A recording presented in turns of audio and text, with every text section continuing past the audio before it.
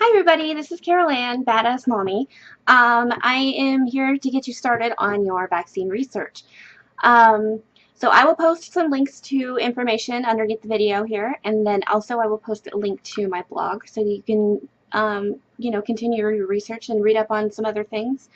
Um, Part one of my vaccine research guide for beginners mostly goes over some of the basics, package inserts, the vaccine schedule, ingredients, those types of things. And then we go into a little bit more detail in the vaccine ingredients and stuff. Just what the CDC says about them, you know, what different medical reports will say about them. All of my information comes from legitimate sources like the CDC, the package inserts, medical studies, doctors, it's all on the up and up. Anyway, so first things first, no matter what you do, if you're going to vaccinate or not vaccinate, even if you're sure on either side of that, you have to read the package inserts that come with the vaccine. This is not the same as the piece of paper that the doctor gives to you at the appointment. This is what comes inside the box with the vaccine, with all the product information on it.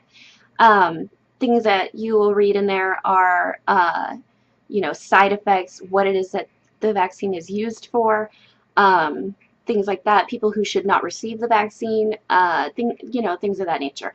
Anyway, so from there, you after you read the package inserts, they're pretty similar, all of them.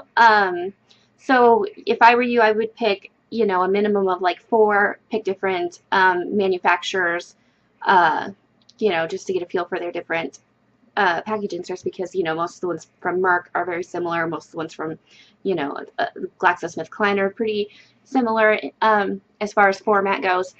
I would just take a look at the current vaccine schedule and then pick a sampling of the package inserts for those, vaccines, and read through them and make sure that you read, all the way through, at least 4 of them. And I think that you should get a good feel for what's contained in those. So then I will also post a link that is for the CDC, the vaccine schedule that babies, get right now. And it'll also have underneath it a list of the different infectious diseases that are, vaccinated against, as well as the symptoms of that disease and the complications of that disease. And then I will also post a link that will have a side-by-side list of the vaccines, the vaccine ingredients, and the vaccine side effects. So you kind of have an opportunity to weigh, this is the vaccine, this is the disease that it protects against, this is the complications from the vaccine, this is the complications from the disease.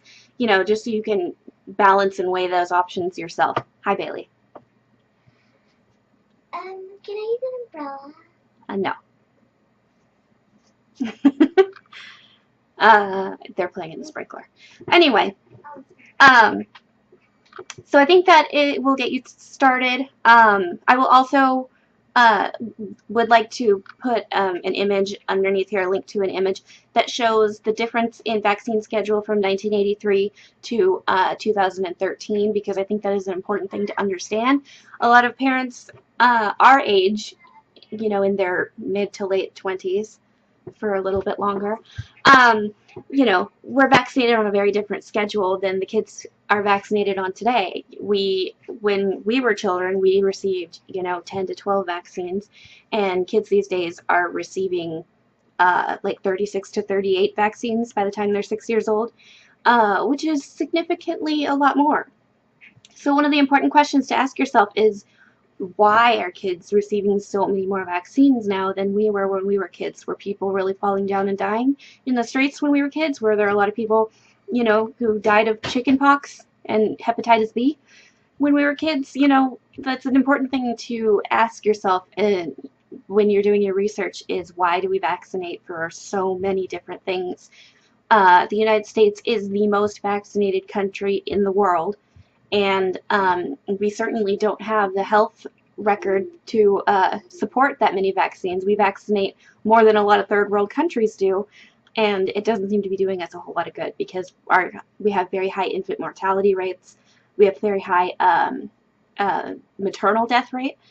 Um, there are a lot of things that we do in the U.S. that is not allowed in other countries, and for good reason. A lot of times, you'll find that money has a lot of influence over how we vaccinate in this country. Because to me, it just doesn't make sense to vaccinate a newborn baby on its first day of life when you don't know if that baby has some sort of an immune deficiency of any sort, but you're vaccinating it with hepatitis B vaccine, which hepatitis B is spread through sexual contact and intravenous drug use.